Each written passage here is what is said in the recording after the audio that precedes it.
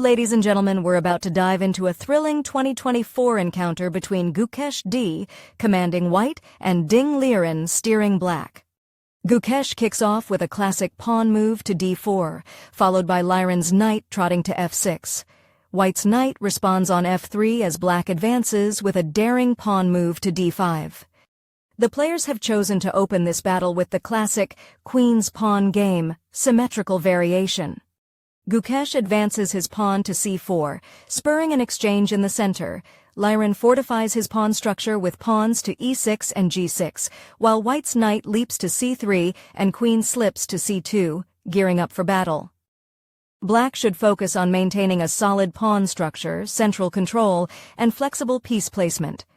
Regardless of white's responses, a balanced, dynamic position with multiple lines of play awaits. Gukesh's pawn marches to h3, stirring black's bishop to f5. A sudden queen duel leaves white with doubled pawns on the b-file.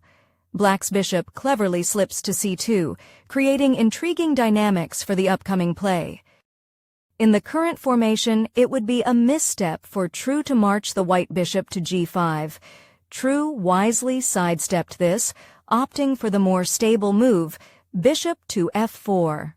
Now let's delve into a sideline that highlights the potential pitfalls of the bishop to g5 maneuver. White's bishop leaps to g5, prompting a knight exchange on e4. Black's bishop swiftly recaptures, resulting in equal material but a tense battle for the control of the center. Black holds a slight edge with potential for knight dances, bishop clashes, and pawn thrusts. Careful maneuvering and combining threats with solid defense will be crucial in exploiting the position. Now, let's dive into the game's actual progression. White's bishop nudges to f4, provoking a pawn push from black.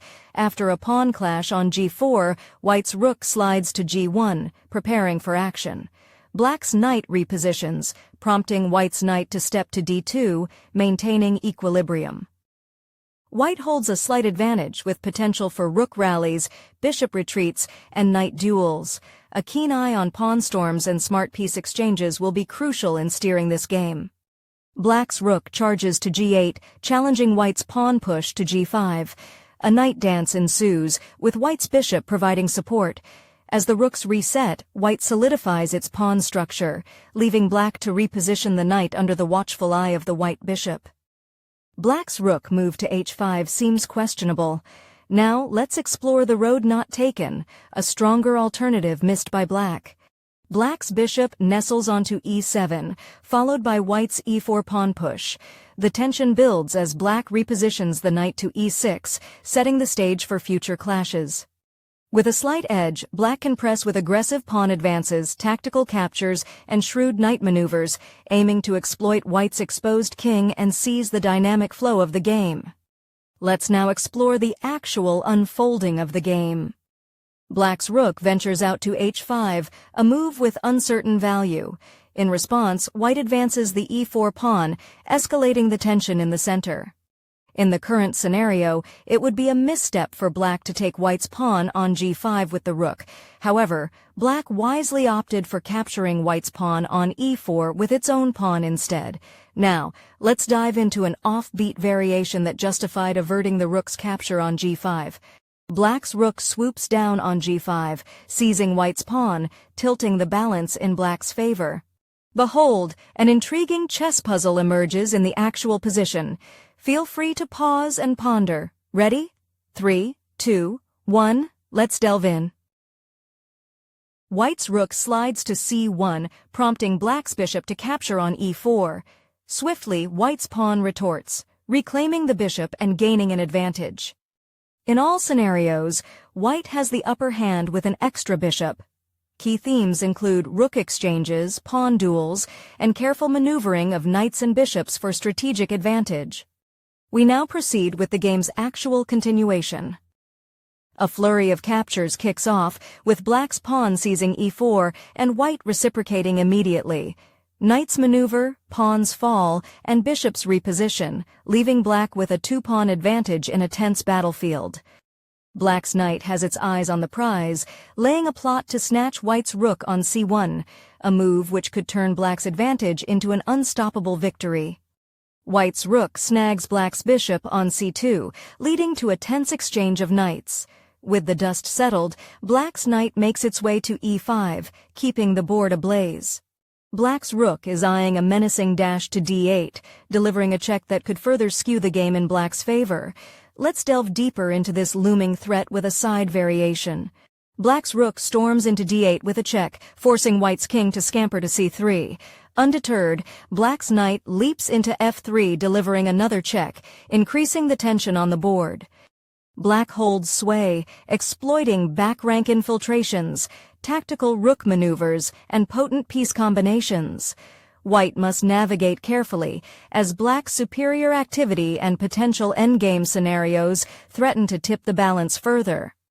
Let's now examine the actual game progression. White's knight dances to d4, prompting a rook duel on the d-file. Black's rook then infiltrates h2, forcing white's bishop to g2 in an attempt to consolidate his position. In the displayed position, it would indeed be a misstep for black to send his knight galloping to g4. Wisely, black opted for a pawn advance to a6 instead. Now, let's delve into the pitfalls that made the knight's journey to g4 undesirable. Black's knight strays to g4, prompting white's knight to bolster the defense on f3.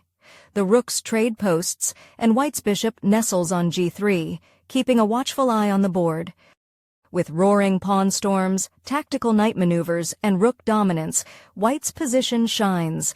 Black's counterattacks are valiant, but in most lines, white's control and active pieces cement an almost decisive edge.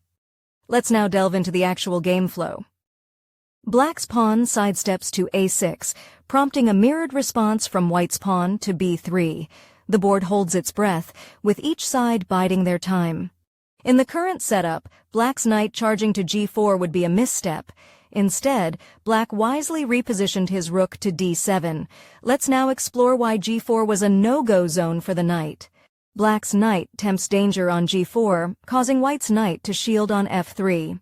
Amidst the tension, rook slides to h5, and white's bishop commandeers c5. Despite rook dances and knight adventures, white's extra bishop ensures a strong grip on the game. Pawn skirmishes and piece shuffles abound, yet white's advantage remains unshaken. Let's pivot back to the main line now.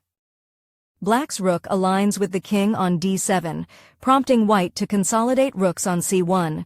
The black king makes a cautious step to e7 in this tense standoff. In the current tableau, it would be a misstep for white to reposition the knight to f3. Instead, a savvy rook slide to d1 was chosen. Let's now sidestep to why f3 was a trap for the knight. The white knight strays to f3, only to be taken by black's knight, which falls to white's bishop. Black's bishop then boldly occupies d4. Amidst the storm of exchanges and invasions, black's aggressive rook play challenges white's structure. While white retains an edge, black's unyielding resistance brews a tense struggle. Now, let's proceed with the actual game sequence. White's rook takes command on d1, prompting the black king to retreat.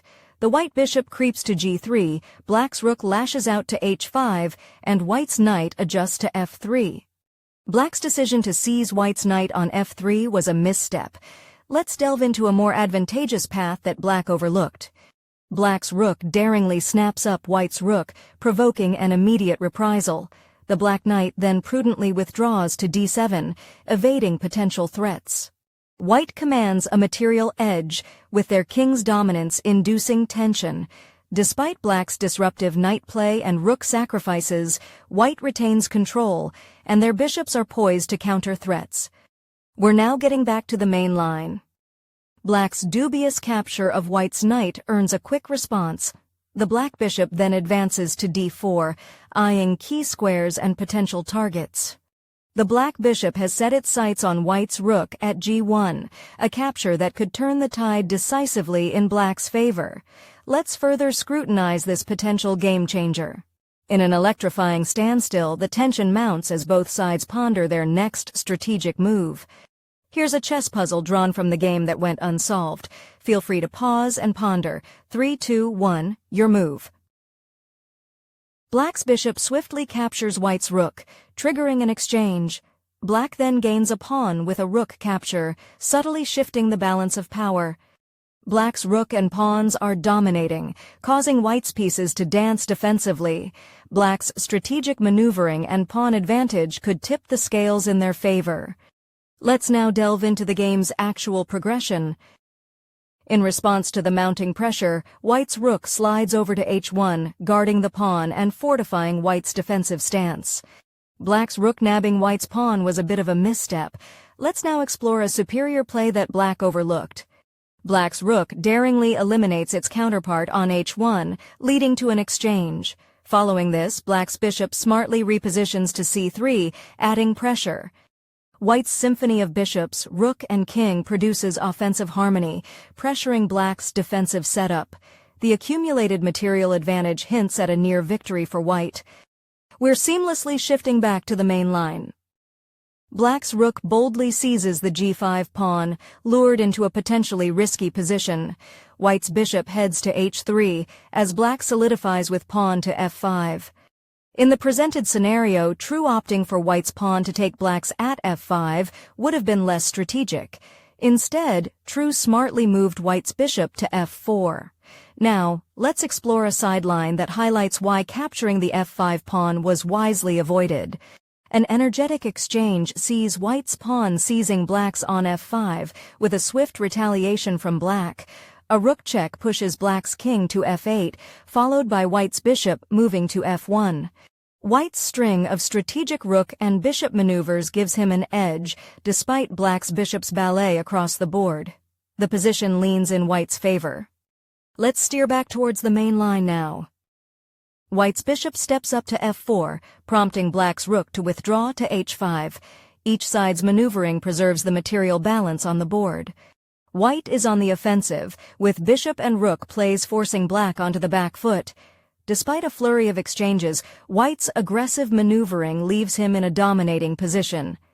White emerges victorious, showcasing a masterclass in strategic play.